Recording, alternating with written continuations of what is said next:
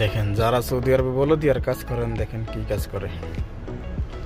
যারা বলদিয়া বিষয়ে আসতে চান বাংলাদেশ থেকে, অবশ্যই যাচাই বাছাই করে আসবেন এবং কি কাজ বলদিয়া সেটাও যাচাই করে আসবেন। অবশ্যই বলদিয়ার মধ্যে অনেক ধরনের কাজ থাকে। আমাদের দেশে যেরকম সরকারি কাজ বলতে অনেক ধরনের কাজ থাকে। এদেশে এমন বলদিয়ার কাজ বলে অনেক ধরনের কাজ আছে।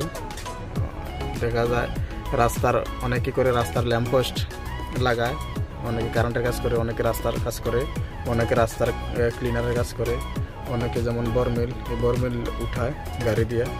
বিভিন্ন ধরনের কাজ আছে। তো আপনি অফিসের কাজ আছে।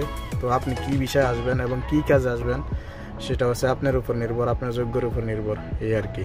অবশ্যই চিন্তা ভাবনা করেই বলদিয়ার বিষয়ে আসবেন, এই আর কি।